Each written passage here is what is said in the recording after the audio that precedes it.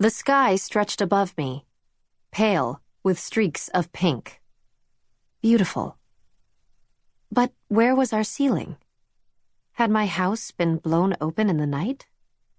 Or was I dead, and this was what was next? Did our souls really rise up when our bodies went into the ground? To sway in the sky? Because my bed lifted and sank. Lifted and sank. I must be sick. Why didn't Mother come to feel my forehead? To check my fever? To cool me? My sisters cried, sharp and piercing. Poor Kemi and Ty must have been sick too. Where was Mother? Father? Didn't they hear us? Why didn't they come? I'll help you, I tried to tell Kemi and Ty. I reached out my hand from under the blankets. No, one wasn't a blanket. It was my coat. That was right.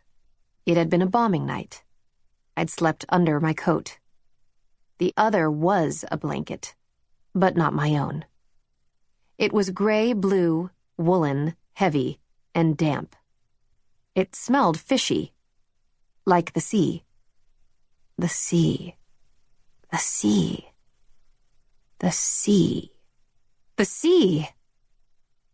Gulls cried above us. Not my sisters. The boat's motors slowed. Land ahead. Are you feeling better? The fisherman asked. Had I been sick then? Better. Rough night. After it got choppy, you lay down, clutching your stomach. It was better knowing that Mother wasn't here. Better than having called and called her when I was sick, to have her ignore me and Kemi and Ty when we needed her. She wouldn't do that. I feel okay. That's Ellen? It is.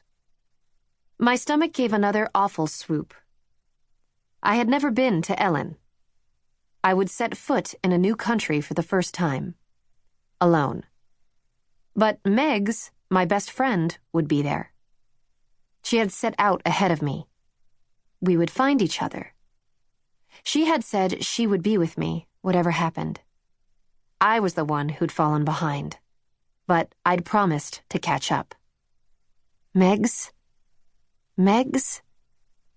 I called for her in my heart, like we'd practiced. It had worked one time in the past, our silent way of reaching for each other. But there was no answer. My fault. I sat up. I felt better looking over the edge of the boat. Watching the deep blue water rock and sway made it feel more natural for my body to be doing it too. What are you meant to do in Ellen? The fisherman asked. I watched the waves for another moment, gently biting my lip. I don't know. I was just told to get there. I was sorry I couldn't tell him more. He had shuttled me across the water overnight at a moment's notice. Could I say that the Teja Arrowburn Empire was about to occupy Sofarende? I knew that our country was far behind us, but its absence from the horizon made a lump rise in my throat, as if Sofarende already were no more. I might not be welcome back there anyway, not ever again, if anyone had figured out what I'd done. You should stay when we get to Ellen, I said, the most I could hint. I've got 2 little ones at home. They're probably worried because I didn't come back last night. A boy and a girl. Faces pressed against their front window, waiting for their father. Their mother, even more anxious, pretending she wasn't, hovering nearby. I sat back and drew my knees up to my chest. I'm sorry. It's my fault you didn't go home. We should have taken the time to get his family. I hadn't thought. Not at all. Orders are orders.